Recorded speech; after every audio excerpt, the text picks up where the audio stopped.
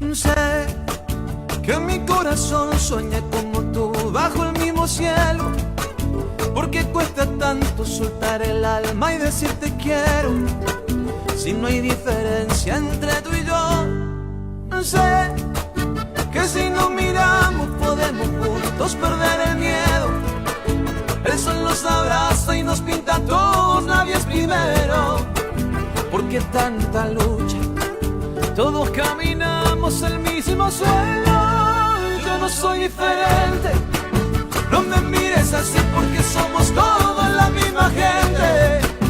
Tú y yo somos de un mismo lugar, yo no soy diferente. Caminemos juntos y construyamos un mismo puente.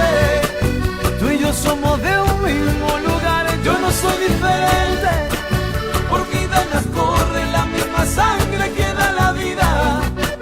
Si cantamos juntos, vamos a ir cerrando todas las heridas, todas las heridas. Sé que si estamos juntos y nos miramos frente al espejo, si reconocemos que nos alumbra un mismo reflejo, sería mucho más fácil de hablar. Sé que la diferencia que nos separa es un pasaporte, pero aunque te cueste todos tenemos el mismo norte, en la misma luna, el mismo sol. Y yo no soy diferente, no me mires así porque somos todos la misma gente. Tú y yo somos de un mismo lugar y yo no soy diferente. Caminamos juntos y construyamos un mismo puente. Tú y yo somos de un mismo lugar, yo no soy diferente. Por mis venas corre la misma sangre que da la vida.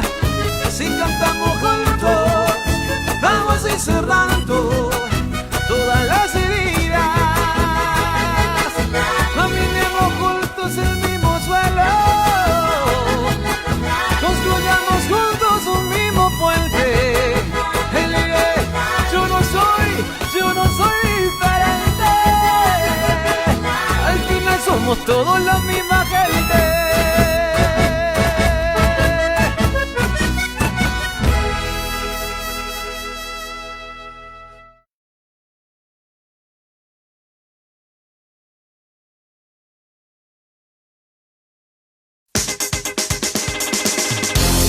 Bajo la Lupa, la primera clínica periodística pro fomento de virtudes ciudadanas. Necesitamos información que conduzca al compromiso por el bien. Los principios valen por sí. Sin espacio para el odio y sin espacio para el sectarismo. Aquellos temas que nos preocupan como sociedad son diagnosticados bajo la lupa de hombres y mujeres creyentes del consenso, la cooperación conjunta y la reflexión propositiva, siendo ciudadanos a favor de la prosperidad común. Las confrontaciones ya fueron suficientes. Bienvenidos. Sentido saludo, querida audiencia de la Clínica Periodística Zona Bajo la Lupa. Soy Javier Guerrero y una vez más ingresamos a nuestra clínica aquellos temas de interés nacional, social, pero sobre todo ciudadano, sobre todo humano. Hoy, crisis carcelaria en Ecuador. Más allá de qué está ocurriendo, la pregunta es, desde lo político y desde lo periodístico, ¿algo no se ha tomado en cuenta y qué hay que tomar en cuenta?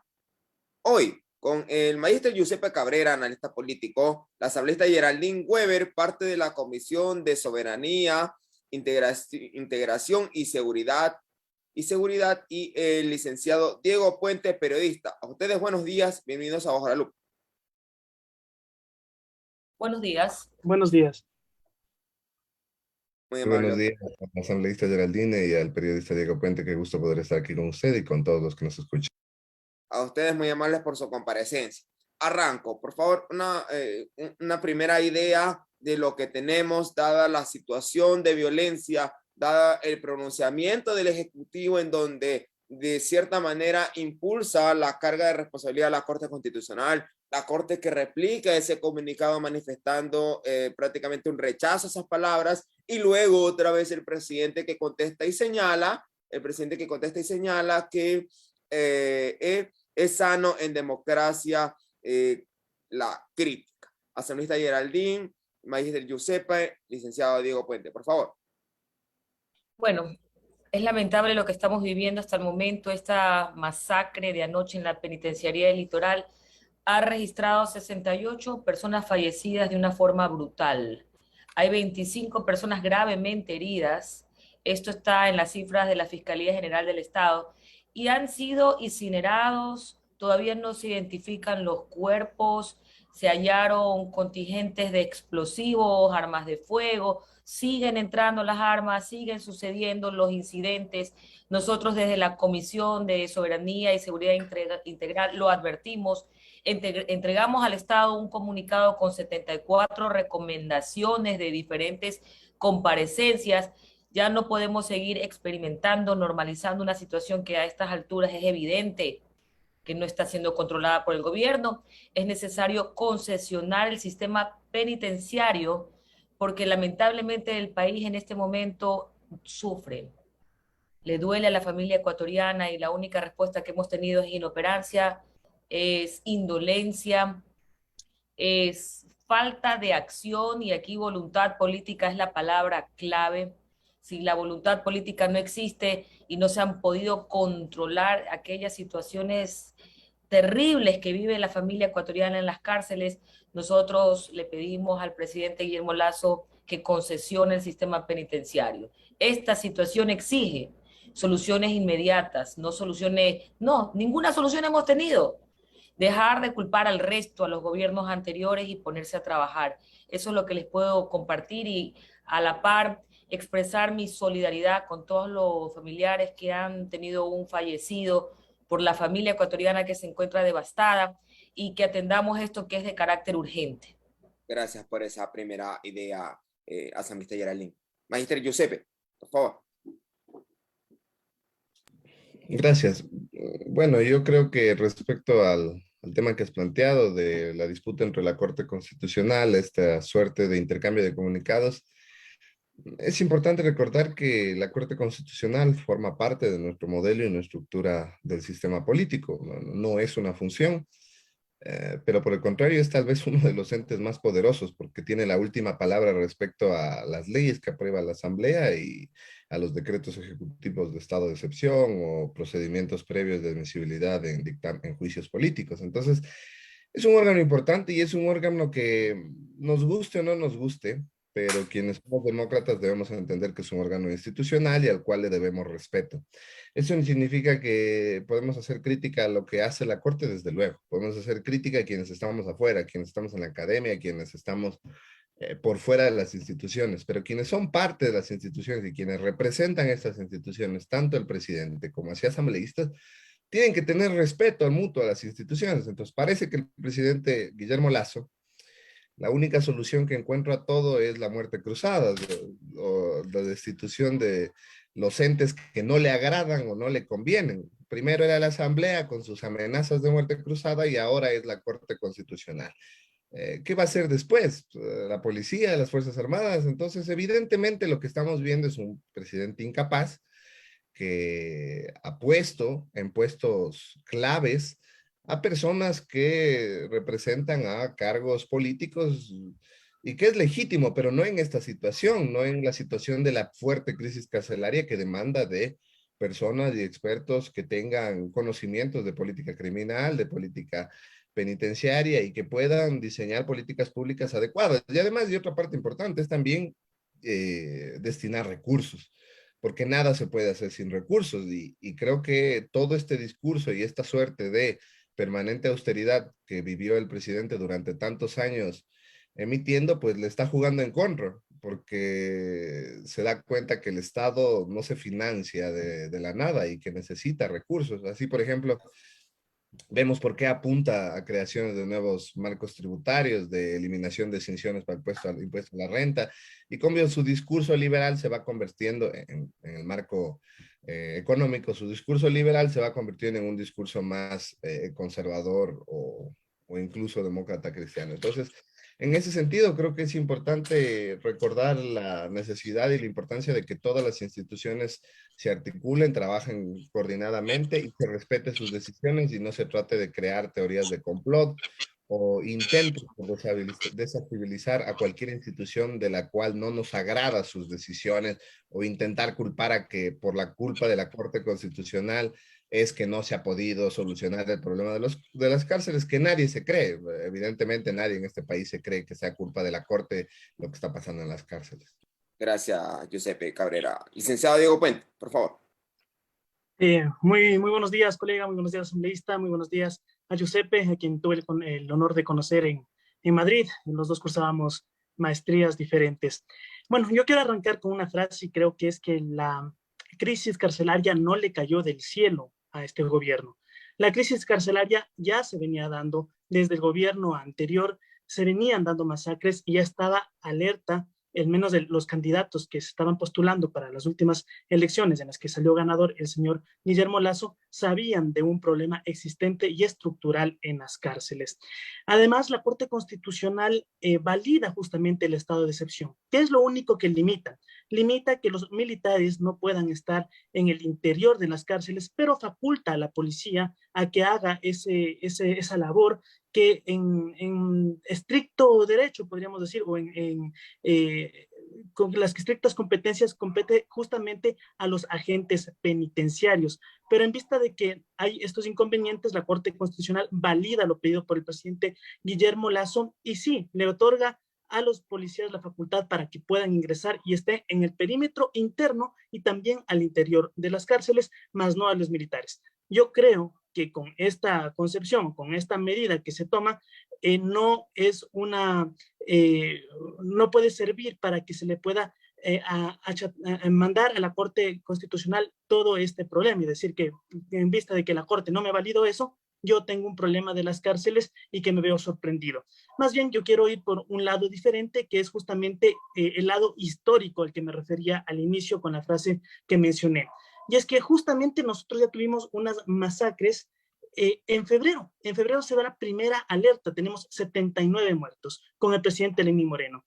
Yo hice referencia de que la Corte Constitucional ya pedía al gobierno de que envíe un plan para que pueda solucionar estructuralmente el problema de las cárceles y que no se tenga que estar tomando estados de excepción únicamente cuando se surgen las masacres y así tratar de resolver los problemas.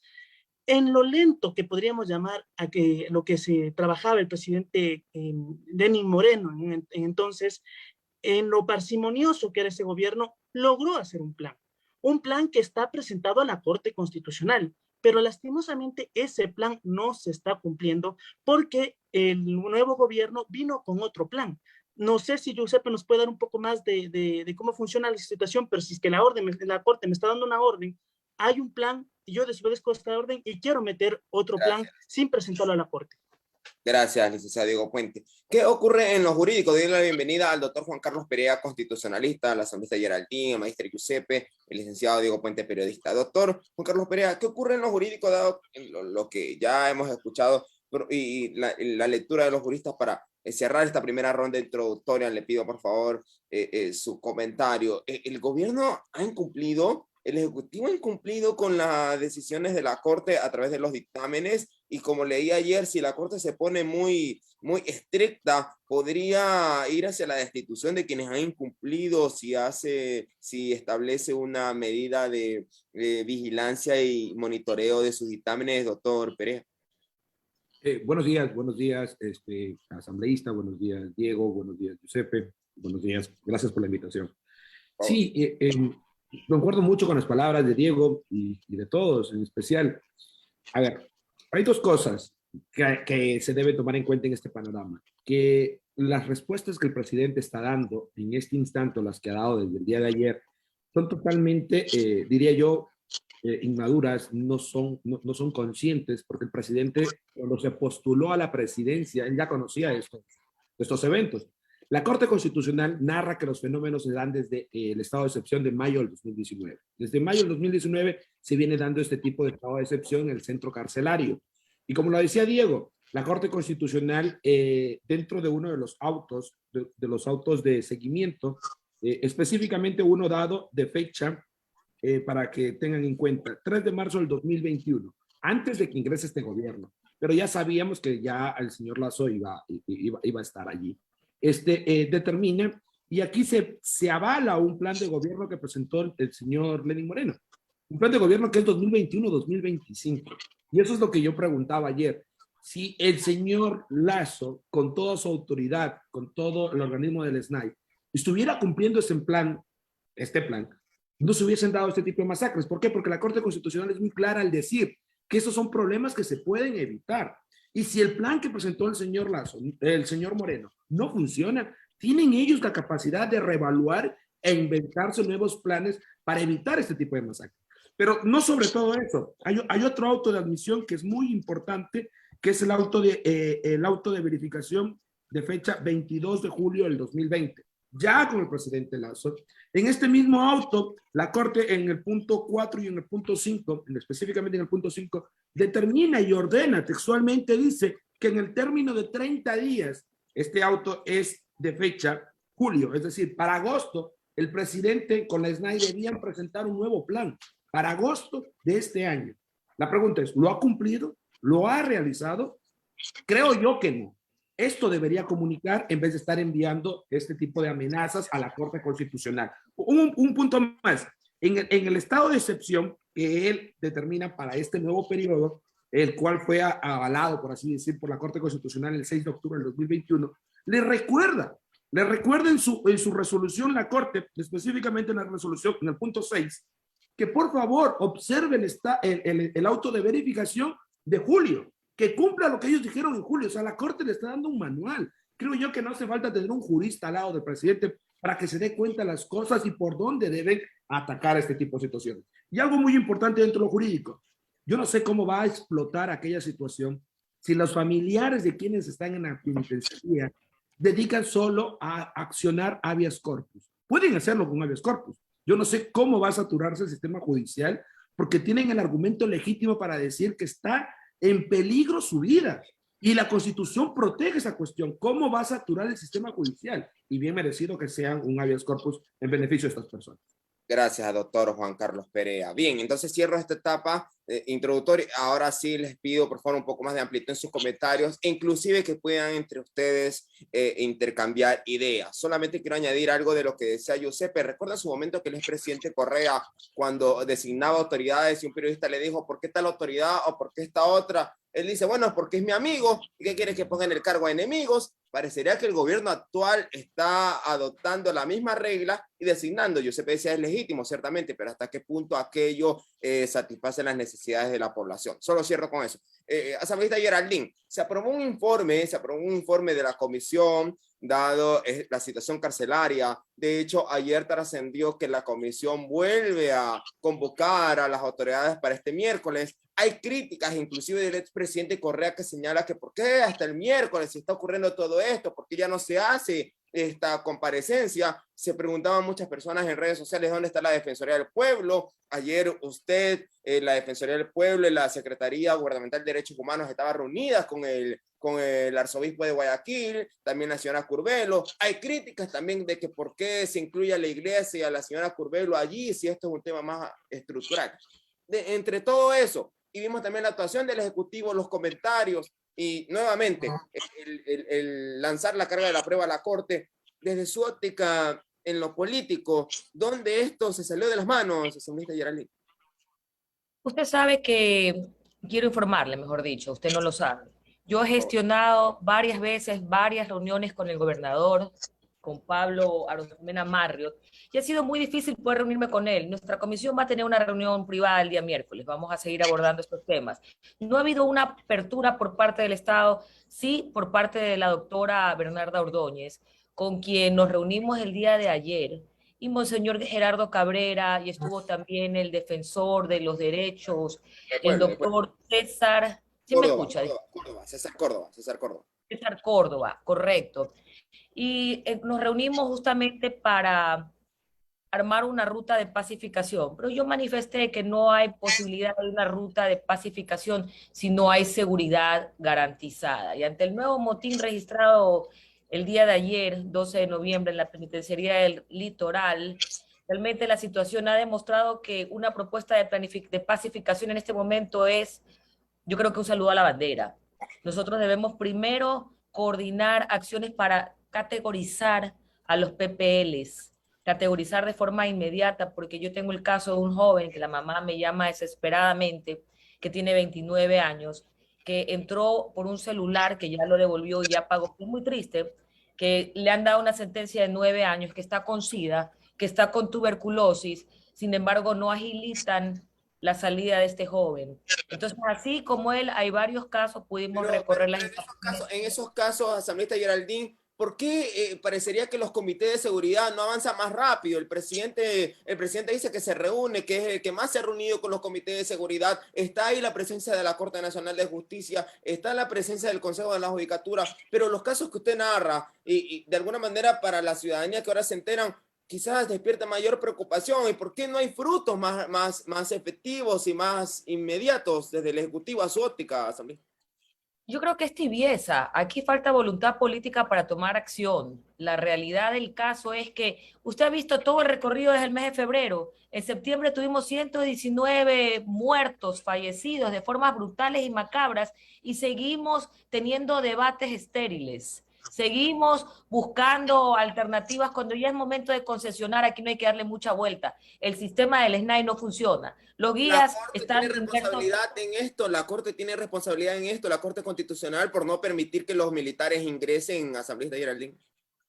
Mire, yo creo que la voluntad política viene del Ejecutivo, porque aquí esto es mano firme, estamos en estado de excepción, deje ingresar, empiecen a categorizar, usen búnkers para poder sacar a los de alta peligrosidad y empiecen a recategorizar y a sacar a las personas que todavía no tienen una sentencia, personas que están también por inocentes, porque hay muchos casos de personas que están por falta de pago de los alimentos o que no han sido condenados, procesados, y esto realmente yo creo que la ciudadanía ya está harta. Yo creo que todos estamos hartos de ver que pasen estos siniestros, estos macabros incidentes y que haya una tibieza, como una vida paralela, como que esto no está pasando en el Ecuador, como que estamos viendo una película de Netflix, y esto pasa, esto es grave, la gente sufre, la gente muere, la gente es incinerada, desmembrada, y no podemos seguir pensando que esto es culpa de la Corte, que es culpa del...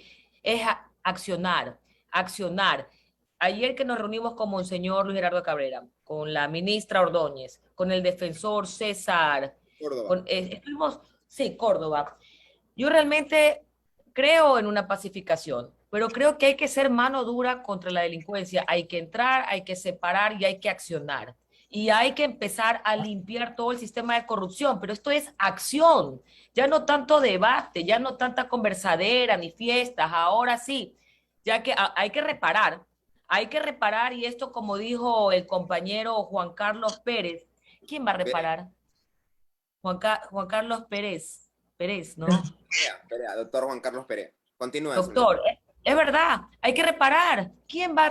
¿Cómo hacemos? ¿Qué estamos haciendo? Si empiezan los familiares de forma organizada a pedir un habeas corpus, a pedir ayuda internacional, se acabó el gobierno. Se acabó el gobierno y el gobierno parece que vive una vida paralela y no se ha dado cuenta que esto es lo urgente.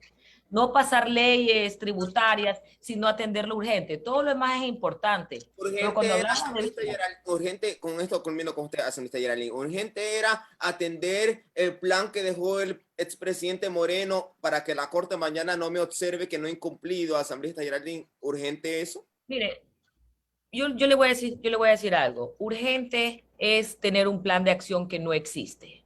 Urgente es resolver el sistema carcelario. Urgente es concesionar las cárceles. Urgente es recategorizar a los PPLs. Urgente es tener tecnología de punta para poder defender a los que están afuera y los que estamos afuera y los que están adentro.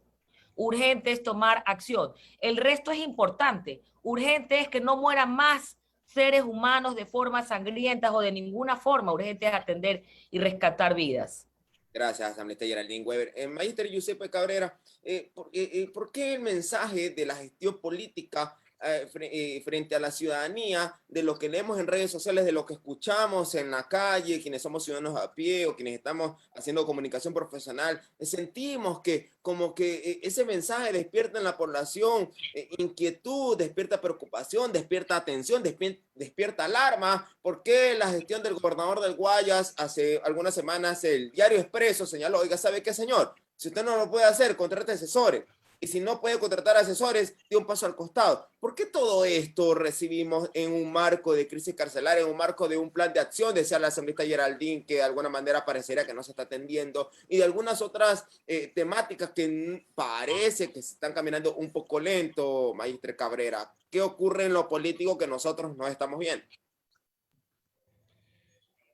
Bueno, yo creo que lo que ha sucedido es que ninguna de las dos candidaturas que pasaron a segunda vuelta, porque tampoco escuché a la otra candidatura que perdió en segunda vuelta hablar de planes serios, se tomaron con la seriedad necesaria la grave crisis carcelaria que se estaba suscitando en el país y que ya estaba sucediendo con el presidente Moreno. Y lamentablemente yo creo que esto se debe a una visión estructural de creer que en las cárceles están el desperdicio de la sociedad, y no es así. Creo que son personas también que han cometido errores y que por tanto tienen derechos y garantías constitucionales y legales que deben ser protegidos. Y creo que el papel que ha hecho la Corte Constitucional es el acertado, es demostrar que tiene que haber organismos que velen por estas garantías y estos derechos, que, por ejemplo, la introducción de los militares al interior de las mismas no va a solucionar nada, y que tampoco es una guerra abierta. No tenemos una guerra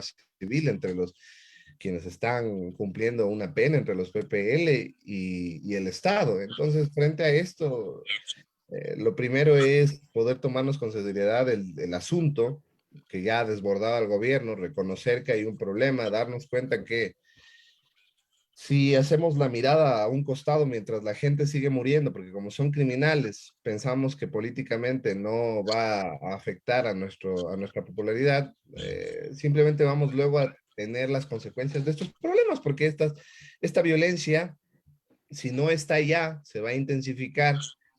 El traslado a las calles significa que no se puede dar solo en el marco no se da solo en el sistema carcelario, sino también en las calles ecuatorianas. Muteó su micrófono porque está con un menor. Continúe, por favor. Mientras está... Dele. Bueno, solo para cerrar eso, ¿no? Evidentemente yo creo que el problema político tiene que ser abordado con propuestas políticas, pero también con propuestas técnicas. Eso significa que tiene que haber una voluntad por diseñar un programa de políticas públicas que funcione, una voluntad por reconocer que el Estado está desfinanciado y necesita recursos para poder solucionar esto, y también que lamentablemente toda esta lógica de recorte y austeridad que tanto se promulgó y que tanto se criticó en la campaña del presidente Lasso, luego provoca esto, porque yo le digo con honestidad, ningún experto en política criminal y seguridad en Brasil o en cualquier otro país va a aceptar venir por un sueldo de $4.500, $4.800, que es el sueldo de un ministro. Pero lamentablemente nos han hecho creer que esos son sueldos elevadísimos, altísimos, y el problema es que no está financiado en general el servicio público. Y cómo financiamos el servicio público, creo que es una de las preguntas importantes que tenemos que hacernos. Yo en verdad no creo. Primero, no creo en la concesión porque no ha funcionado de las cárceles a sistemas privados, no ha funcionado en Estados Unidos, más bien lo que ha generado es marcos complejos en los cuales hay conflictos de intereses entre quienes se sentencia y quienes se busca que llenen esas cárceles privadas para generar más beneficios a los estados federales que se benefician de esto. Me refiero especialmente al caso de Estados Unidos. No ha funcionado la concesión a entes privados, por un lado. Y segundo, pues aquí está el doctor Perea y él nos podrá aclarar, pero yo ni siquiera estoy seguro desde que eso pueda ser constitucionalmente viable, la concesión del sistema carcelario a entes privados. Más bien me parece que la solución es clara, es hacer las cosas con seriedad, es aplicar políticas públicas que estén diseñadas y que funcionen. Y por otro lado, dejar de echar la culpa a todo mundo, ¿no? Evidentemente, y bueno, también creo que hay que dejar un poco también este tema de, yo descartaría de buscar siempre mecanismos de destitución. Yo no creo que la solución esté en votar a la gente, ni en votar a la Corte Constitucional, ni en votar al presidente. Porque Tampoco, yo le digo tampoco es solución, le interrumpa, Magistre Cabrera, tampoco es solución cambiar a quienes no funcionan. Hay una presión ciudadana, digo yo, con cierto nivel que dice, ¿sabe que esta persona que usted puso ahí, sí, políticamente es de su confianza, usted le cae bien por alguna razón, pero no funciona el señor? Puede ser muy hábil en otras cosas, pero en eso no funciona. De hecho, en una entrevista de lo que ha circulado, la ministra de Gobierno dice que ya no es experta en seguridad, pero sin embargo está allí. ¿Cómo mirar esto, Magistre Cabrera? No, bueno, yo cuando me refería a no votar personas, me refiero a las personas que tienen periodos fijos y que han sido electas para representar a ciertas instituciones, asambleísta, presidente, Corte Constitucional. Este no es el caso de los ministros, porque los ministros son cargos de confianza y de libre remoción. A estas personas y a los quienes dirigen los sistemas penitenciarios, evidentemente que hay que cambiarlos. Pero yo le digo con honestidad, y es lo que estoy diciendo hace un momento, yo no sé qué persona que tenga conocimientos amplios en esto, vaya a responder y vaya a acudir a estos cargos con los sueldos que, por ejemplo, en este momento están definidos. Es difícil, son las contradicciones, a menos que sea un patriota nada más, pero de ahí, en realidad, tampoco son sueldos competitivos que permiten tener a los mejores funcionarios o a las mejores personas capacitadas en estos puestos. Entonces, hay que pensarnos un poco desde un punto más amplio, de reconocer que necesitamos financiar estos sistemas, de que necesitamos actuar con responsabilidad y en ese marco tenemos que pues, responder desde el Ejecutivo y actuar de la manera en la cual se nos, como decía, sin mucho complot, sin mucho destituciones. Y me refería también al tema de pensar en una destitución del presidente, porque hay quienes, evidentemente, fuerzas políticas que tratan de pescar a río revuelto, y pensar, como no se dio la destitución por los Pandora Papers, ahora vamos por la destitución por el incumplimiento de una resolución de la Corte Constitucional. Y evidentemente yo descartaría eso porque la Corte Constitucional sí ha sido muy cauta en tampoco tener análisis demasiado estrictos ante el incumplimiento, declarar inmediatamente la destitución de los funcionarios. Por ejemplo, en la Ley de Educación Intercultural, lo que hizo fue devolverle a la Asamblea para que subsane, pero no declaró de facto la inconstitucionalidad. Entonces, hará lo mismo. Le llamará la atención a la presidencia por no haber emitido un nuevo programa para el sistema de rehabilitación, un nuevo diseño de políticas públicas, pero tampoco va a proceder ni se va a dar una destitución del presidente por un incumplimiento de una orden legítima. Yo descartaría definitivamente ese panorama. Gracias, maestro Giuseppe Cabrera. Licenciado Diego Puente, desde la óptica del periodismo, ¿cómo mirar lo que está ocurriendo? Su colega Hugo Gavilanes en varios programas ha dicho, oiga, ¿sabe qué? Es que lo que está pasando aquí es que, porque por un lado no se ponen a quienes realmente se deben poner, están en los cargos, y por otro lado porque no son de la gallada, porque resulta que como usted no tiene afinidad o algo, por más que sepa, usted es incompetente, usted es incapaz, usted es inepto, pero si fuera de la afinidad política, aunque no sepa nada, ahí le ponen. Esa visión del periodismo probablemente muy radical aquí en Guayaquil, del señor Gavilanes, o probablemente que quizás usted comulgue con ella, al fin de cuentas, ¿qué está demostrando desde la visión periodística en el tema carcelario y la gestión de un gobierno que actualmente es gobierno, pero que hace 10 años estuvo intentando llegar a Carondelet señalando que está ocurriendo hacia lo positivo y también señalando que está ocurriendo hacia lo negativo, digo pues? A ver, yo voy a hablar desde lo periodístico y un poco hacer recuento que cómo llegamos a esto también, porque lo tengo todo registrado. Tuve la suerte de trabajar en el tema carcelario mucho tiempo. Y sí, a ver, hay cosas que ha dicho Giuseppe, que ha dicho también la señora asambleísta, que has dicho tú también, que me gustaría confrontar y me gustaría proponer algunos temas más, algunas aristas. En el caso, por ejemplo, de presupuesto, sí, efectivamente, desde el 2017 comienza una baja en el presupuesto en el tema carcelario y llegamos a 30 millones menos que se le entrega a las cárceles o al sistema de rehabilitación. Eso evidentemente genera problemas estructurales en el pago de guías, en el mantenimiento de cárceles, incluso en contratar personas que puedan evacuar evacuar estas carpetas que se requieren para las prelibertades o beneficios penitenciarios y así bajar el hacinamiento que está por el momento en el 29%, una sobrepoblación carcelaria del 29%, a pesar de que se crearon nuevas cárceles en el pasado. Entonces, yo voy apuntalando esos temas. Ha habido evidentemente una baja en el tema del presupuesto que tiene que ser subsanado, porque por más que venga otra persona, por más que venga el hombre más preparado del mundo, sin dinero no va a poder solventar los problemas que actualmente se están dando en las cárceles. También tenemos un problema justamente que deriva del tema de presupuesto, de falta de guías penitenciarios. También recordemos que los guías penitenciarios, según apuntes que tengo yo, estamos hablando de que hay un déficit de 2.261 guías penitenciarios y muchos de los guías penitenciarios se ven tentados por las mafias que justamente les proponen o dinero o plomo. Hemos visto también tristemente como guías penitenciarios han fallecido o han sido asesinados, incluso en los buses de transporte público, cuando se dirigían de las penitenciarías hacia sus casas. Entonces eso también hay que hablarlo y pasa también por recursos económicos, mayor contratación, mayor preparación y mayor seguridad para la propia gente que trabaja con el tema carcelario. En el tema de que si son amigos, si son de la gallada y les pongo en los cargos, pues creo que se debería tener perfiles técnicos que lastimosamente no se han dado, y yo no lo digo yo, lo dicen los resultados. Creo que con gente que pueda actuar de manera diferente no se habrían dado tantas masacres y tantas muertes como se están dando. Tuve la oportunidad justamente de trabajar, entrevistar, de hecho, a los diferentes directores del SNAI. No voy a dar nombres porque por respeto que ellos no pueden estar aquí en el panel y no pueden defenderse, pero señalaba primero, ¿qué hago yo si no tengo presupuesto y no tengo la cantidad de personas? Entonces es un hervidero eso.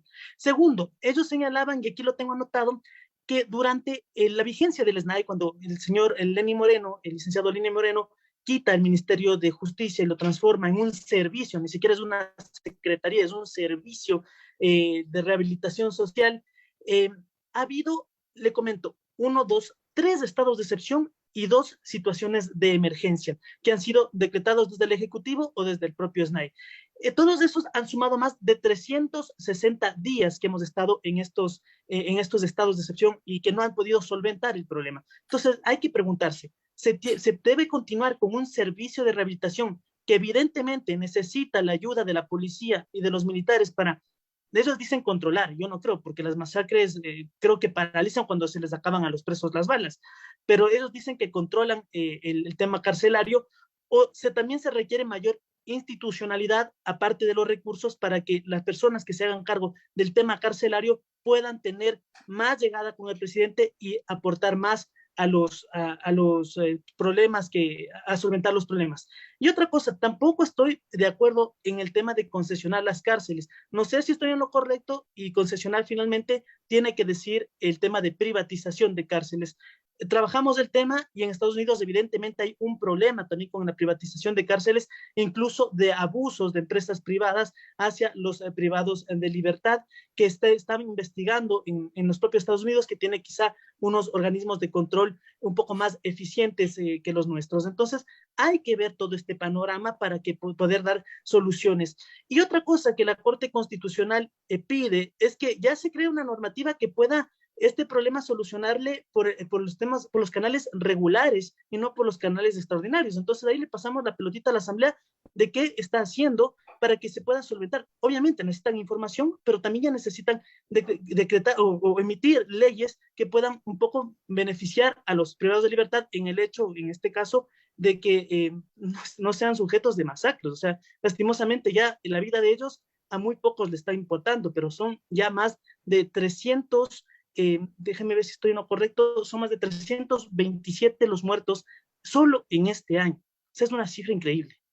Gracias, licenciado Diego Puente. Doctor Juan Carlos Perea, de lo jurídico, lo constitucional, por un lado se manifiesta, no es la vía la destitución de nadie, no es la vía de quienes ya tienen un periodo fijo, decía el magíster Cabrera, la asambleísta Geraldine Weber manifiesta, una de las alternativas de solución sería la concesión del sistema carcelario, porque ha mostrado que el Estado a través de la administración gubernamental no ha podido responder a la problemática, mientras que el licenciado Diego Puente tiene una posición un poco más y coincide eso con Giuseppe Cabrera, tienen una posición un poco más cauta respecto a la concesión, dado que en el panorama anglosajón ha mostrado ciertas problemáticas. ¿Cómo mira usted eso, doctor Pérez? Ok. Comienzo con lo de la concesión. Creería yo, primero hay que entender algo, la Corte Constitucional es la que avala, ya sea mediante cuestión ordinaria, por control previo, dependiendo del caso, cómo se lo haga, o mediante acciones de inconstitucionalidad, determina si es constitucional o no ciertos actos normativos y por ende convenios o resoluciones que se tomen. Creería yo que dentro del texto constitucional, como se entiende el texto constitucional, creería yo que no es constitucional una concesión, porque claramente determina y organiza la Constitución. Si bien es cierto, no prohíbe, como prohíbe las bases extranjeras, militares textualmente lo prohíbe, acá no prohíbe una concesión textualmente, pero si leemos, por así decirlo, entre los artículos 201 al 203, vemos cómo está integrado, cómo la Constitución diseña el sistema de rehabilitación social, quiénes integran, que el Ejecutivo, que un ministro del Ejecutivo sea la persona que se encargue, cómo está el organismo técnico. Entonces creería yo que, entendiéndose en este sentido, implícitamente prohibiría una concesión, porque es potestad de regular, potestad de organizar del Ejecutivo a través de un ministro. Entonces, allí comienzo con algo que, voy a seguir con algo que dijo Diego. Sí, es correcto. La Corte Constitucional ha dicho que el organismo o la forma extraordinaria de ver el problema carcelario, desde allí no hay soluciones, que hay que tomarlo desde el punto de vista ordinario, desde el punto de vista estructural. Y decía que los asambleístas deben hacer reglas, deben hacer este tipo de normas que viabilicen evitar este tipo de masacres. Yo creo que es obvio, la asamblea debe hacer este tipo de normas, pero este tipo de normas no se las hacen porque yo me siento en el escritorio como asambleísta a hacerlas. Los asambleístas deben tener al menos una propuesta en base a estudios técnicos o en base a estudios empíricos. ¿Y de dónde salen esos estudios?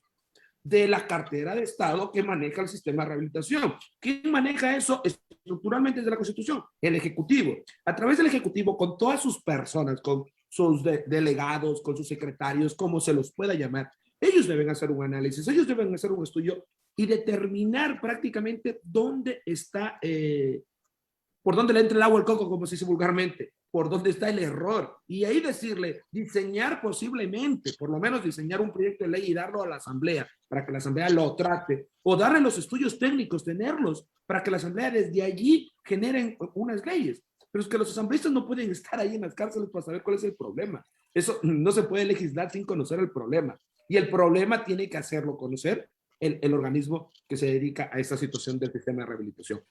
Quiero dar una opinión respecto a algo que decía el asambleísta en un inicio, de que hay casos, y sí hay casos muy fuertes, muy fuertes, de personas que quizás están muertas o quizás están en riesgo su vida por estar en este tipo de cárceles.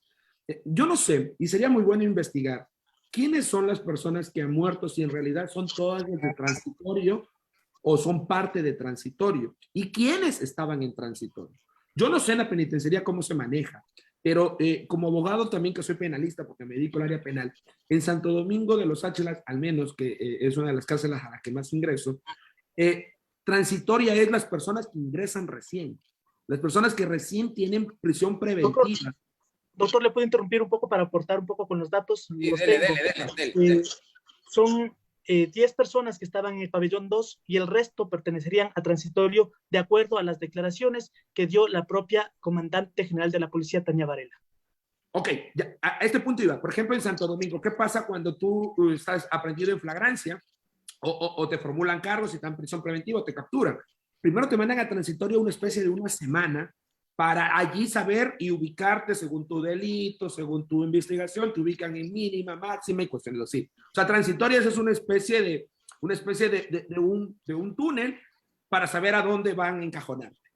Ahora, si eso es transitoria y si así funcionaba transitoria en la penitenciaría litoral, qué vergüenza, qué miedo. Yo no sé cómo pueden dormir los jueces que dieron prisión preventiva. Y si esas personas que murieron estaban por prisión preventiva, recién dadas, por así decirlo, hace una semana, 10 días y cuestiones así, Hay un hay un comunicado muy reciente de la Fiscalía respecto al tema de la prisión preventiva, Sí, y sí, hay ya una voy a ese punto. crítica de juristas que manifiestan, pero ¿por qué la Fiscalía critica si el juez no concede la medida de último rato de prisión preventiva si es que la Fiscalía no lo pide, doctor Perea? Ajá, no, sí, a ese punto voy. Ya, entonces, lo primero que decía es, hay que investigar, que me parece un dato muy interesante para sacar en realidad cuestiones y políticas públicas de la mano con la función judicial. Yo creería que si transitorio en la penitenciaría electoral es como en la cárcel de Santo Domingo, prácticamente allí estaban las personas que recién recibieron prisión preventiva dentro de estos últimos 5 o 10 días. Entonces, prácticamente el juez que dio prisión preventiva, esos jueces, los mandó a una pena de muerte. O sea, la prisión preventiva tiene 2 fines. Que no destruya vestigios procesales y que comparezca a juicio. Por querer que vayan a juicio, los llevó a la muerte. Ahora, ¿por qué clases de delitos? Si eran delitos, con todo el respeto, que no inciden en su conmoción social, que es lo que la gente normalmente se lleva, delitos de 3, 5 años, hasta 7 años, no sé con qué cargo de conciencia los jueces van a dormir. Ahora, respecto al punto de fiscalía, sí, me parece bueno, al menos a mí, en la práctica me parece bueno el comunicado de fiscalía. ¿Por qué? Porque si bien es cierto, nosotros vimos desde que la fiscal general del Estado participó para ser fiscal general, lo que ella dijo al responder la pregunta, y creo que los videos circulaban ayer, que ella decía que la prisión preventiva es de última ratio, pero que ella considera que la prisión preventiva debe darse en todos los casos. Ok, ese es el pensamiento que tenía Fiscalía. Y ese pensamiento se lo ha sentido los juzgados. ¿Por qué? Porque el fiscal, porque sí o porque no, prisión preventiva, sin ni siquiera tener una carga argumentativa, que una carga argumentativa, como lo ha dicho la Corte Constitucional, ahora recién hace 15 días, es bastante fuerte. El fiscal pide porque sí, y los jueces dan porque el fiscal pidió, porque no quieren tener problemas. Así, eso es en el litigio. Ahora que la Fiscalía diga que ellos ya no van a pedir prisión preventiva, para mí al menos es un argumento, cosa que si de aquí a mañana voy a una audiencia y el fiscal me pide prisión preventiva por, no sé, un delito de robo o lo que fuere, yo diría, hey, señor fiscal, no ha leído el comunicado de su jefa que dice que no hay que pedir prisión preventiva, que es de última ratio. Entonces, al menos yo os digo, en la práctica va a incidir y es un argumento adicional. Gracias. Pero hay algo importante. Yo vi una noticia, creo que antes de ayer, que la fiscal se presentó en asamblea por alguna cuestión de los casos estos de SAT, y ella dijo que un argumento bastante interesante, que la cárcel está llena de pobres y que en creo que ahí está la tablerista que nos puede decir, la cárcel está llena de pobres y que los pobres no tienen para las medidas sustitutivas, que los delitos de lavado de activos, de peculado y estas cuestiones tienen para sustitución de la prisión preventiva y que se terminan fugando. Es muy importante lo que ella dice, que la cárcel está llena de pobres. Desde allí me pareció tan coherente el comunicado del día de ayer, que creo que ya ha hecho, no sé, creo que como estado por Europa, porque se conoce que está por Europa, creo que por allá algo le ha entrado la teoría europea o alguna cuestión de última ratio y ha mejorado su práctica, porque en algo incide los viajes que ella ha estado por Europa capacitándose o en reuniones, y creería que al menos Fiscalía va a comenzar algo bastante interesante respecto a la prisión preventiva. Gracias, doctor Juan Carlos Perea. Añado que el propio presidente de la Corte Nacional de Justicia ha reconocido públicamente que ha sido un problema que se tomen decisiones jurisdiccionales que terminen en prisión preventiva, que ha existido un abuso de esa medida, la cual doctrinariamente es de último rato. Solamente cierro con eso. Voy a la última parte del programa, que es la propuesta, las conclusiones, el enfoque. Asambleísta Geraldine Weber, usted ha manifestado, ya no es tiempo de fiesta, no es tiempo de estar mirando, ¿sabe qué? Estamos trabajando, ya la gente no quiere eso, ya la gente quiere que esa voluntad que usted subrayó ya se concrete, se vea resultados, se tenga aquí un escenario en donde le diga, la gente que está en prisión por alguna situación tiene garantizada su vida. Pero eso, desde su óptica, ¿dónde empieza? Usted ha dicho también que las medidas de pacificación quizás no alcancen. Es necesario, pero no alcanza. ¿Qué hay que hacer? ¿Qué hay que hacer? Y si el Ejecutivo le escucha, asambleísta Weber, si le está escuchando a usted, oiga, alguna idea para ellos, para decirle, ¿sabe qué? Esto es lo que debo hacer, este es el norte, por el camino, asambleísta Geraldine. Yo quería compartir con los panelistas aquí presentes que existe el estudio cualitativo y cuantitativo que determina que es factible la concesión de las cárceles. El mismo panelista Giuseppe Decía que por $4.000 no entra nadie a las cárceles porque teme por su vida. Concesionar una cárcel significa que vamos a poder concesionarla a 30 años, que es la administración per se lo que se busca cambiar. Ya lo decía el filósofo Einstein, que cometer el mismo error, esperando resultados diferentes, eso ya es locura. Aquí sabemos que la simultaneidad de los hechos violentos ocurridos en el primer incidente que se dio el martes 23 de febrero, que era del gobierno de Lenin, la primera masacre a gran escala, es porque existe un crimen organizado. El Ecuador no tiene capacidad para trabajar, para minimizar, para neutralizar el crimen organizado.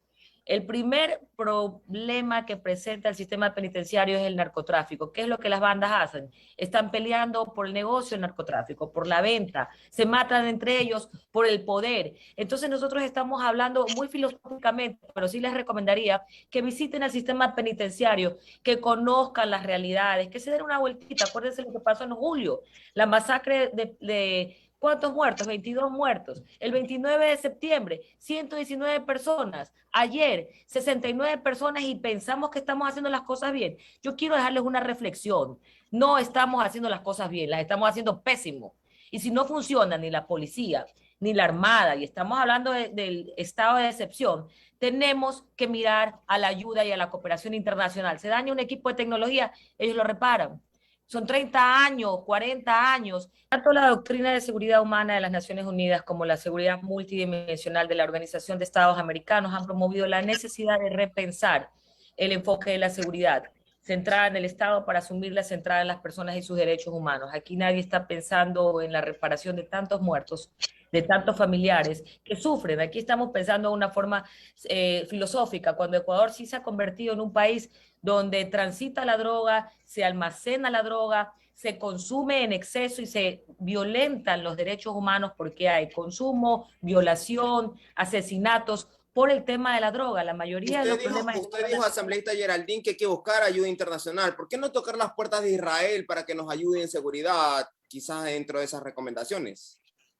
Bueno, hay un acuerdo entre el gobierno de Qatar y el gobierno de Ecuador, que sería simplemente una alianza estratégica para poder minimizar el problema actual relacionado con los carteles que se encuentran en el país. El principal problema, queridos compañeros panelistas, que tiene el Ecuador es el problema del narcotráfico. El resto es consecuencia. Hay que ir a la raíz de lo que está pasando. Hay bandas colombianas vinculadas al narcotráfico en Ecuador, hay bandas mexicanas vinculadas con el narcotráfico en el Ecuador, y es hora de que ataquemos al problema per se. Si no se ataca ese problema, usted comulga con las palabras, y lo traigo porque él lo ha dicho, con las palabras del periodista Hugo Gavilanes, que en poco tiempo nosotros nos vamos a aparecer, no necesariamente en progreso, sino en situación violenta a otros países en donde la situación se ha desbordado, asambleísta Weber. Mire, yo le digo una cosa, que si no hay control de las cárceles, lo que está sucediendo en las cárceles, esta carnicería, esta masacre, esta matanza cruel y sanguinaria, se va a traducir a las calles. Si no podemos controlar el sistema penitenciario donde se supone que existe la máxima seguridad, la seguridad ciudadana está en riesgo y constituye un componente para la seguridad integral de los ciudadanos primordial. No hay progreso en libertad, no hay educación, no hay empleo, no hay ningún tipo de garantía, y el Estado es garantista para el ciudadano si no tenemos seguridad, entiéndase, en el progreso económico, social, cultural, incluso político de la sociedad. Entonces, esto yo siempre digo que es de carácter urgente, que hay que abrir la mente para que entren ideas nuevas, porque ya el Ecuador ya no aguanta más. El presidente ha decretado un estado de excepción, pero no se siente en realidad un control por parte de las Fuerzas Armadas, no se siente un control por parte de la Policía Nacional, no se siente la movilización como debería ser en todas las provincias del Ecuador. Entonces sí, es necesario pedir cooperación internacional. Es necesario ampliar la mirada porque resulta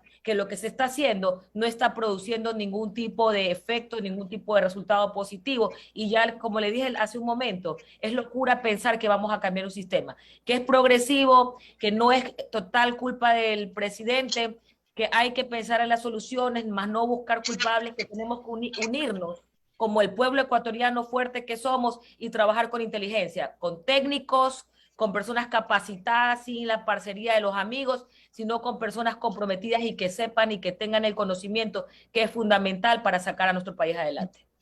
Gracias, asambleísta Geraldine Weber. Magíster Giuseppe Cabrera, desde lo político, ¿cómo un poco ir enderezando todo esto? Leí ayer en redes sociales el presidente, no es culpa de lo que ha heredado en el gobierno, pero sí es culpa del desenlace. Eso decían ayer en redes sociales, porque dado que él tiene obviamente pues toda el accionar, el aparataje para activarlo, y ya conocía, pues tenía enojado de a qué se estaba metiendo. Magister Cabrera, ¿cómo ir enderezando todo esto desde lo político? Mire, yo creo que primero necesitamos seriedad, transparencia y honestidad. ¿Para qué? Bueno, primero para que nos digan qué mismo está pasando en las cárceles, a poder hacer una evaluación acertada sobre lo mismo, porque la mayoría de los ciudadanos, y a mí que no me gusta confabular ni las teorías de la conspiración, yo no entiendo bien qué es lo que está pasando. Hay dos discursos. Por un lado se dice que son guerras de bandas, narcotráfico internacional, que es lo que ha dicho el presidente Lazo, pero ha habido investigaciones periodísticas de algunos medios, tanto digitales como impresos, en los cuales dicen que no, que lo que está pasando es una disputa por el control y el poder tanto interno como externo, luego de la muerte de Rasquiña, pero que al final eso es una banda ecuatoriana mismo, los choneros. Entonces, primero con eso, ¿no? Si lo único que queremos es construir un discurso de miedo a partir de tratar de señalar que aquí lo que están es cárteles mexicanos y que por eso es la escalada de violencia, no estamos siendo honestos con nuestros mandantes y tampoco vamos a ser capaces de encontrar soluciones plenas. Luego yo creo que es también un tema estructural, sistemático, importante. No es coincidencia que la crisis carcelaria se dé en el momento de mayor pobreza de los últimos 14 años del Ecuador, donde mayor desempleo hay. Entonces, sin políticas sociales no se puede cambiar tampoco las condiciones que terminan haciendo que mucha gente cometa actos criminales y terminen encarcelados. Y ese hacinamiento enorme que existe podría ser solventado de esa forma, con condiciones de vida digna para que la gente no se vea empujada, sin con esto tratar de justificar el crimen o la violencia, pero sin que se vea empujada, porque la mayoría de las cárceles no están copadas por los capos de la droga, ni nada de eso, como se nos quiere decir, ni están llenas de violadores, ni están llenas de pedófilos. No, la realidad es muy, muy distinta. La realidad es que incluso gran parte de las cárceles están llenas de microtraficantes. Y ahí otra vez tenemos que actuar con madurez, porque hace poco la ministra de Gobierno habló de la eliminación de la tabla de consumo de drogas. Entonces, evidentemente, eso fue una medida demagógica frente a la moral ecuatoriana, muy, muy condicionada por su tradición judea cristiana, que nos hace decir que toda droga es mala y que por tanto no reconocemos lo que está en la Constitución, que es que la gente adicta son consumidores y deben ser entendidos como tal, no como criminales. Y por eso eliminamos una tabla que a lo mejor sí funciona para diferenciar al microtraficante, para diferenciar al consumidor y diferenciar, obviamente, al traficante de gran escala. ¿A quiénes queremos tener en la cárcel? ¿Queremos tener las cárceles llenas de consumidores, de microtraficantes, o queremos tener las cárceles llenas de quienes efectivamente se benefician de los grandes delitos de la droga que se multiplican, ¿no? La violencia, los asesinatos, la trata de personas están ligadas al mercado y al consumo de la droga, no es solo eso. Hay que diseñar políticas públicas que nos permitan también responder a la durísima vida en la que viven y las condiciones en las cuales se desarrolla la vida de estas personas privadas de la libertad. Es indudable que la psiquis de esta persona está maltratada, está golpeada, constantemente viven en situaciones en las cuales no tienen ni una cama en la cual dormir, en la que tienen que pagar a 1, 2, 3, 4 caporales que existen, caporal de cárcel, caporal de celda, caporal de bloque. Es una infinidad y una red enorme jerárquica de corrupción que no ha sido limpiada y en la cual, ahí sí creo yo que debemos, en vez de señalar que lo importante aquí es dar lo que a mí me parece que vulnera el Estado de Derecho y la seguridad jurídica, que fue la declaración del presidente de indiscriminadamente emitir indultos contra cualquier policía. ¿Cómo sabemos si ese policía efectivamente estuvo en un cruce de balas con un criminal o si mató y hizo un abuso del arma de dotación que se les proporciona? Eso no se puede indiscriminadamente lanzar ese tipo de mensajes porque abiertamente estás diciendo que estás en contra del Estado de Derecho, estás en contra de la investigación, estás en contra de la garantía de las personas de una justicia independiente. Hay que tener muchísimo cuidado con esa clase de declaraciones. Y desde luego hay que pensarnos finalmente cómo en ese mismo marco, y esto lo digo a pesar de que la policía es junto con las Fuerzas Armadas, es de las instituciones que mejor valoradas están, pero la realidad yo creo que es mucho más cruda. Yo creo que la policía no tiene la capacidad de unidades de inteligencia, ni de unidades técnicas, ni de personal capacitado para hacer frente a este problema. Porque si la tuviera, creo que ya habríamos visto más iniciativas desde la misma policía que permitan direccionamientos del Ministerio de Gobierno, y no lo hemos visto. Y ante eso necesitamos, pues, sincerarnos y darnos cuenta de que nuestras instituciones están mal diseñadas, no están funcionando, necesitan reestructuración, necesitan trabajar en función de evidencia empírica, de políticas públicas, de menos show, de menos escándalos y de menos apuntar el dedo al anterior, porque al final el Estado es uno solo, es un Estado unitario. A mí no me importa si el problema viene derivado de Correa, que le ha entregado las cárceles al narcotráfico, como dice el presidente Lazo, o de Moreno, que no hacía nada y era un inútil y que el presidente se quedó impávido ante lo que sucedía. La cuestión es que el presidente Lazo sabía de esta situación, o por lo menos si tenía un equipo de gobierno responsable, debía saber la cruda situación que estaba por gobernar. Y si le tenía miedo, pues evidentemente no debía haber aceptado la candidatura. Pero ahora que ya está aquí, solo le queda, como digo, abrir lo más posible el abanico para hablar desde la evidencia empírica, ¿no? No le sirve de nada, no le ha servido absolutamente de nada abrirse un frente en contra de la Corte Constitucional. Yo ya le digo el siguiente capítulo de esta novela creada de conspiración por el presidente. El próximo capítulo va a ser que la Asamblea no tramita el proyecto de ley que ha enviado o que enviará respecto a la seguridad ciudadana y las garantías que le quiere dar a la policía. Eso estoy convencido que es el próximo capítulo. Culparle a la Asamblea de que la crisis carcelaria se mantiene porque la Asamblea no tramite el proyecto de ley. Y en realidad, las garantías legales que se puedan dar solo es una parte, pero el problema de la cárcel no se va a solucionar con un problema legal, se va a solucionar es con políticas públicas, que dentro de eso se pueda diseñar un mejor sistema legal de garantías, que se pueda mejorar la forma en la cual se otorga la prisión preventiva. Eso estamos de acuerdo, eso lo han dicho varias veces, diseñemos, conformemos un mejor sistema penal, mejoremos lo que hay que mejorar legalmente, pero mientras tanto, ¿qué hacemos? Hay que recordar que el presidente gobierna con 5 fuerzas políticas y gobierna en minoría, porque apenas tiene 24 legisladores, y esas condiciones, para bien o para mal, están ahí planteadas, y él no puede simplemente lanzar proyectos de ley y obligar a la Asamblea a que los apruebe sin antes, previamente, hacer lo que en política se hace, que es lograr consensos mínimos, lograr acuerdos y permitir que se genere una política nacional de cómo hacerle frente a eso. Con eso, muchísimas gracias por el espacio, igual a la asambleísta Geraldine, al doctor Perea, y qué gusto poderme encontrar de nuevo con mi compañero de facultad, Diego, qué gusto verte y saludarte. Gracias, Magíster Cabrera. Licenciado Diego Puente, desde el periodismo, ¿qué nos espera? ¿Dónde ajustar? ¿Qué hacer? ¿Cómo hacerlo? Parece que a ratos nos quedamos tenemos algunos cabos sueltos, y uno de los más importantes es la falta de información y transparencia. Hemos solicitado en múltiples ocasiones que el actual gobierno nos entregue el plan diseñado para justamente solventar el problema de las cárceles, que se supone que está ya planificado y realizado desde septiembre pasado, pero lastimosamente no nos entregan ningún plan, ningún documento. Lo presentaron públicamente, me acuerdo que señalaron así, era un anillado simple, con una tapa plástica simple, pero el momento en que uno pide al servicio de rehabilitación social esos documentos, simplemente dicen que no se puede dar por seguridad nacional.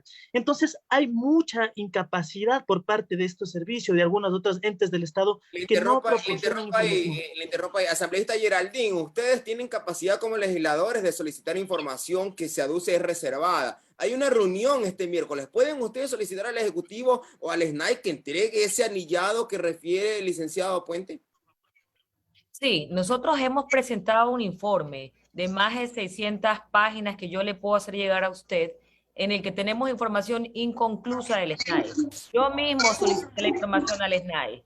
Yo mismo tengo mi aporte en el informe que se presentó el día miércoles. Vamos, me parece demasiado eterno hasta el miércoles, porque la situación es aquí y ahora, es hoy que hay que empezar a trabajar. Por eso empezamos nosotros a trabajar con la doctora Ordóñez y yo les puedo facilitar la información de todas las comparecencias que son públicas que la Comisión de Seguridad y Soberanía pudo recopilar.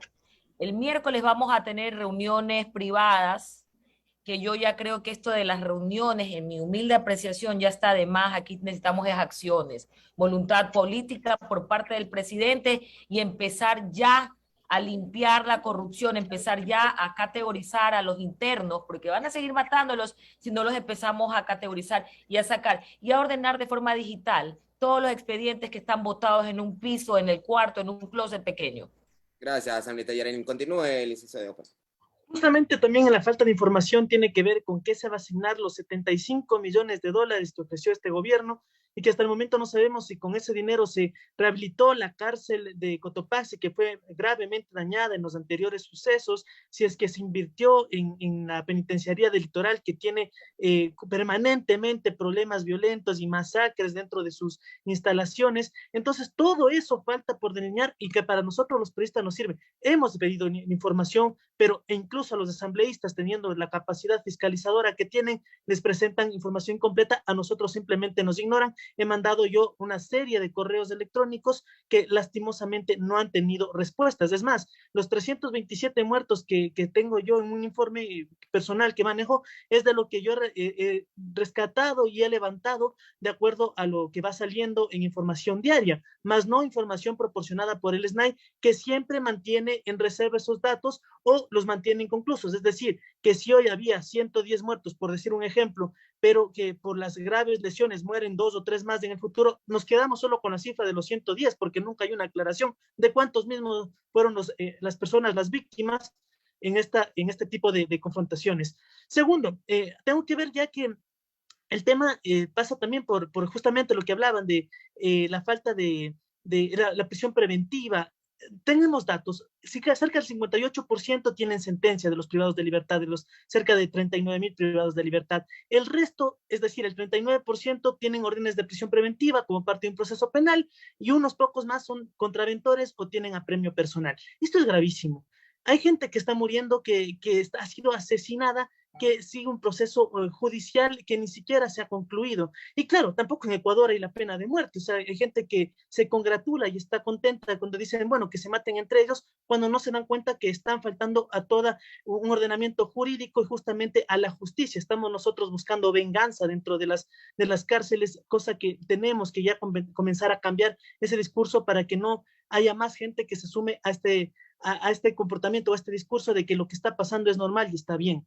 Eso no puede ser. Y por último, para terminar, yo sí quiero, respondo a la asambleísta Geraldine Weber, que justamente nosotros como periodistas estamos ahí, quienes transmitimos lo que sucede, estamos en los exteriores de las cárceles, tratamos de ingresar al interior y queremos ver lo que sucede. Entonces, la invitación que nos hace de ir a las cárceles, pues bueno, ya lo hemos hecho, estamos pendientes, vivimos en carne, vivimos muy de cerca con los familiares de las víctimas que lloran justamente cuando están en la morgue, cuando están fuera de la penitenciaría por falta de información, e incluso de los presos que escriben a los teléfonos nuestros, que no sé cómo se filtren, a los teléfonos nuestros pidiendo que nosotros seamos los que llamemos al ECU 911, a la policía para que pueda intervenir, como lo último que pasó, que durante más de 2 horas hubo una transmisión en vivo, hubo llamadas, hubo mensajes y justamente no hubo la articulación necesaria de la fuerza pública para que pueda ingresar y al momento tenemos 68 fallecidos, muertos, la mayoría 10 del pabellón 2 y los otros en transitoria que ni siquiera sabían o tienen al menos una prisión preventiva para iniciar recién un proceso penal.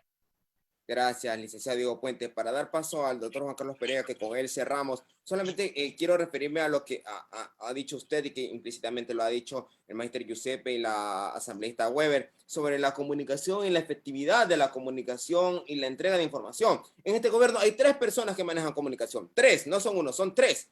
El secretario de Comunicación, el vocero del gobierno y un asesor presidencial para temas de comunicación, que es el hijo de un periodista que actualmente gerencia un canal.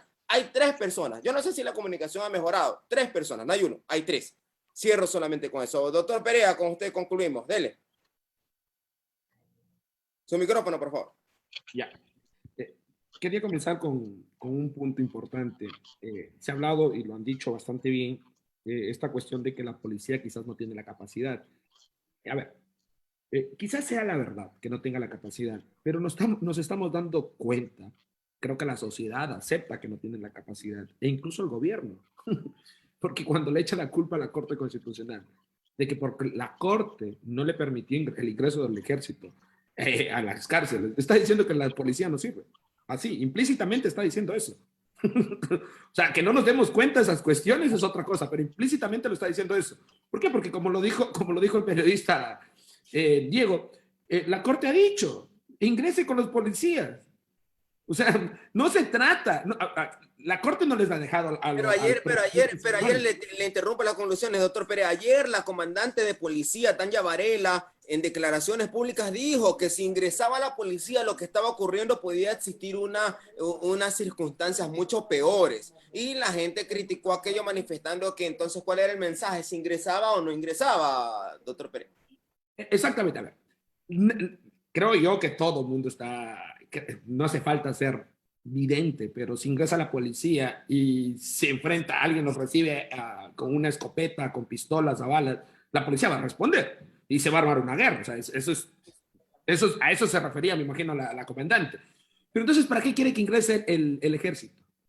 O sea, para salirse, sacarse las manos y que, no es que el ejército como tiene preparación de guerra, qué pena. Ellos no razonan de la forma en como deben razonar los policías. O sea, es una lavada de manos que se están haciendo, la verdad. Eso a mí me da pena en ese sentido. Segundo, hay algo muy importante. No sé, la verdad, si aquí en el Ecuador está funcionando la inteligencia. La Secretaría esta de Inteligencia, que tiene la inteligencia de policía, del ejército. Yo creo que la inteligencia nacional debe tener los datos reales, como decía Giuseppe, de qué es lo que pasa en las cárceles. Es que en realidad yo no me como tampoco el cuento que dicen el gobierno. Por ahí una versión que ha sacado un medio digital, de hecho entrevistas, y nos damos cuenta qué es lo que dicen la gente que están organizadas en las cárceles, que inclusive gracias a ellos lograron recapturar a otras personas que la avisaron a la policía. Ellos están más organizados que la policía, que el Sistema Nacional de Rehabilitación. Entonces, ¿pero por qué? ¿Por qué se pelean? La inteligencia debe saber ¿por qué se pelean? ¿Le tienen miedo? ¿Qué deben hacer? ¿Cómo deben negociar? Me imagino que por ahí deben comenzar. Hay algo muy importante inclusive respecto a la cuestión de quiénes son los muertos. Solo les hago hacer un ejercicio mental. Si nosotros sacamos a estas personas que están de las bandas en las cárceles, que la cárcel, el pabellón 2 con la banda X, pabellón 3 con la banda X, si los saquémoslos de las cárceles, esa misma masacre, por lo mismo que se estén peleando, va a pelearse acá afuera. ¿Ya? Entonces hay que ponerse un punto, y eso es lo que dice Yusef. Hay que saber por qué razón está dándose las matanzas. O sea, ¿cuál es la razón? ¿Qué es lo que están peleando? ¿Y dónde atacar a esa estructura? Porque si nosotros lo sacamos de las cárceles, eso se va a ver afuera. Entonces, ¿quiénes son las personas? ¿Quiénes son las personas que están saliendo, por así decirlo, de entre esta guerra con condición, por así decirlo, racional o no racional? ¿Quiénes son los que están perdiendo? La gente que no pertenece a las bandas. La gente que ingresa a las cárceles por delitos X, por así decirlo. Esa gente que está siendo abusada de prisión preventiva. Los posibles asesinados que estaban en transitoria. La gente que recibe la bala cruzada. La gente que recibe este tipo de actos para demostrar estas cuestiones y tratar de negociar con el gobierno. La verdad no sé cuál es el mensaje. Yo tampoco entiendo ese punto. Entonces aquí, bajo esta situación, si nos damos cuenta de que las bandas están peleando y se van a pelear adentro o afuera, habría que tomar un punto de partida y creo yo que es lo más importante. Que los jueces entiendan, por favor, si hay una persona que sí atropelló a alguien en la vía, que sí le encontraron robando, le encontraron haciendo algo, pero que no tiene antecedentes, que nunca ha tenido absolutamente nada, o sea, otro tipo de cuestión, el delito es leve. ¿Por qué le dan prisión preventiva? Ordénele que se presente todos los días, si quiere, todos los días que esté molestando en el juzgado, en la fiscalía. Que si no se presentan, le dan la oportunidad, y que si no se presenta, le ingresan a la cárcel. Los jueces no comen este cuento, los jueces de una te otorgan prisión preventiva. Y estas personas son las que en realidad sí da pena, por así decirlo. Da pena que estén en un juego donde ellos no van. Yo defendí un caso en Milagro, les voy a contar así rapidito, en donde los familiares lloraron porque me dicen, doctor, se va a ir a la pena. Digo, no, yo no escuché eso. Porque yo luché para que no se vayan a las cárceles, pero el juez mandó a la prisión preventiva. Sí van a ir a la penitenciaría y la gente no quiere ir allá. Hay gente que detesta, o sea, la ve la penitenciaría como una X. No puedo entrar allá porque dice que allá es terrible. La verdad, nunca he ingresado a ese tipo de cárcel y no podría decirte en ese sentido. Pero entonces por ahí tendríamos que empezar a tratar de racionalizar esta prisión preventiva desde esos casos. Un punto importante para acabar, lo de la tabla. Sí, yo considero que el gobierno, aquí sí es un punto, el gobierno no sé cuál es la política que quiere dar de seguridad interna. Lo decía Giuseppe, meses atrás veíamos una política totalmente represiva de que no al microtráfico, no a la cuestión esta, que eliminación de tablas, pero ahora ya no se ve ese tipo de discurso a la sociedad. En realidad no sé si están improvisando, la verdad no sé si están improvisando respecto a la seguridad ciudadana, pero lo más importante es que quieren hacer cuestiones que es totalmente contradictorio con la seguridad que ellos quieren dar. O sea, ¿cómo pueden eliminar una tabla de microtráfico que es aquella que te racionaliza y que le hace pensar al juez que si a ti te encuentran con 4 gramos de marihuana, con 5 gramos de marihuana, posiblemente seas un consumidor y si te tengo que procesar, te dejo afuera, que te presentes periódicamente, no te ingreso a la cárcel, por así decirlo, hasta que se pruebe en realidad de si tú eres traficante o no eres traficante. Porque inclusive si se elimina esta tabla, cualquier persona con 2, 3 gramos puede ir a la prisión preventiva. O sea, en realidad hay un argumento menos para dar alternativas a la prisión preventiva. Porque no es que te encuentres con 5 gramos y no te procesan. Tienen que procesarse. Tiene que darse la verdad en un proceso, saber si traficas, si no traficas. Pero mientras tanto, tienes que estar en libertad. No puedes estar siendo un foco, o, por así decirlo, en la cárcel. Ese es el punto. Gracias, doctor Juan Carlos Perea. Gracias, asambleísta Geraldine Weber. Gracias, magíster Giuseppe Carrera. Gracias, licenciado Diego Puente. Gracias, doctor Juan Carlos Perea, constitucionalista, por haber comparecido a la clínica periodística Ciudad Bajo la Lupa con el tema crisis carcelaria, lo jurídico, lo periodístico y lo político. Que Dios les acompañe en lo que están haciendo, que nos acompañe a todos, absolutamente a todos. Aquí hay ideas, hay insumos para que el Ejecutivo observe, hay elementos que debe valorar. Uno de ellos, decía la asambleísta Geraldine, la clasificación de los PPL a la interna del sistema carcelario, pero también la voluntad y que se demuestre de alguna manera que es momento de decir basta las reuniones y es momento de ir hacia lo concreto. Que tenga un maravilloso fin de semana de lo que queda y un excelente inicio de la siguiente semana. Gracias por la invitación y a todos los presentes, gracias por el espacio y la experiencia. Felicidades. En el marco de acciones que garanticen la seguridad de los duraneños, la Alcaldía de Durán, a través de un trabajo mancomunado con el Consejo de Seguridad del Cantón, iniciaron con la ejecución de la primera fase del Plan Durán Seguro.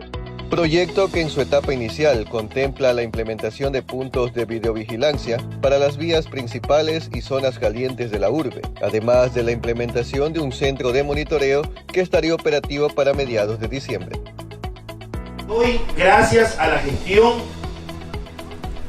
de nuestro alcalde, el economista Dalton Narváez, estamos haciendo realidad un equipamiento, insisto, de 150 cámaras, con una inversión de $475.000. Este plan se desarrollará en 5 fases, lo que permitirá una cobertura total del norte, centro, sur, zona rural, industrial, parques y establecimientos educativos de la ciudad. Las cámaras de videovigilancia cuentan con una tecnología que permitirá identificar objetivos a más de 100 metros, sin distorsionar la imagen, ángulo de visión de 360 grados, sistema de audio, grabación infrarroja nocturna y detección de movimientos.